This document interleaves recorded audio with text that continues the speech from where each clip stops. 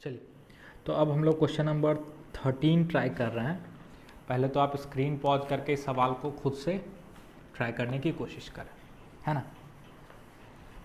चलो देखो क्या है, सिंपल सा सवाल है, ये फार्मूला भी सवाल है, बहुत परेशान होने वाली बात नहीं है। Find the increase in the pressure required to decrease the volume of the water sample by 0.01%।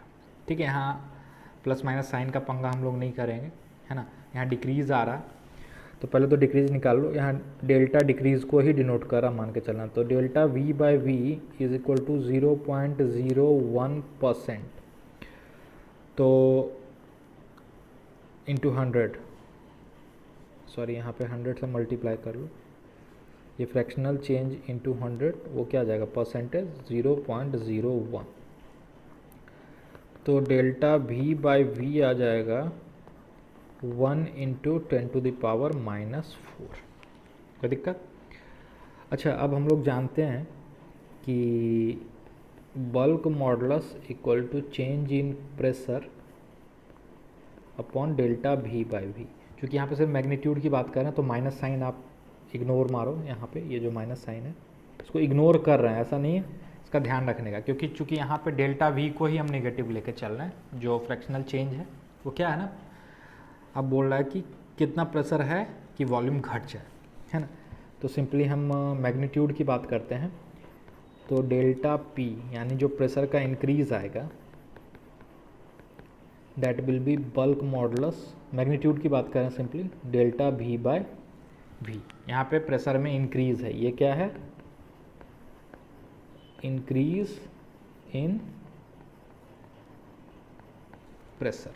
ठीक है, तो ये आपका आ जाएगा डेल्टा पी, बल्क मॉडुलस का वैल्यू आपको दिया होगा, है ना। तो बल्क मॉडुलस का वैल्यू है 2.1 into 10⁻⁹ into delta V by V 10⁻⁻⁴ pascal, है ना। सब एसआई में सॉल्व करें तो change in pressure will come out to be 2.1 into 10⁻⁵ pascal. Answer में गलती से 10⁻⁶ लिखा हुआ, ठीक है, तो उसके लिए परेशान नहीं होना। आंसर होगा 2.1 इंटू 10⁻⁵ पास्कल 3। ठीक है, देखो क्वेश्चन नंबर 13 और 14 मिलता जुलता है, इसलिए इसको साथ ही कर लेते हैं। दोनों बल्क मॉडुलस से रिलेटेड सवाल है। तो इसमें पूछ रहा है कि estimate the change in the density of the water in the ocean at a depth of 400 metre below the surface. The density of water at the surface is 1030 kg per meter cube and the bulk modulus of water is 2 into 10⁹ Newton पर metre square. ठीक है, तो एक बार आप खुद से try करो, फिर अब इसको सॉल्व करते हैं।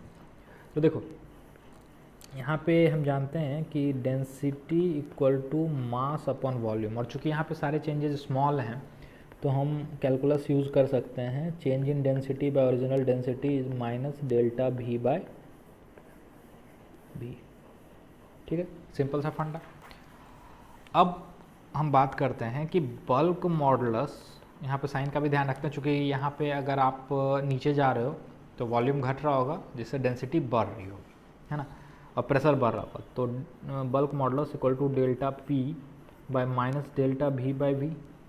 दैट मीन्स सिंपली आप लिख सकते हो कि bulk modulus equal to delta P by delta rho by rho. और हमको चाहिए क्या, डेंसिटी का चेंज, तो डेल्टा रो बाय रो जो ओरिजिनल डेंसिटी है, this must be equal to change in pressure by bulk modulus, है ना। तो यहाँ से हम लोग लिख सकते हैं चेंज इन डेंसिटी बराबर change in pressure rho g h. अगर एच नीचे आते हो तो प्रेशर में क्या चेंज आता है, रो जी एच। तो यहाँ का रो का वैल्यू आप कांस्टेंट एवरेज लेकर चल सकते हो जो सरफेस पे है वही, ठीक है।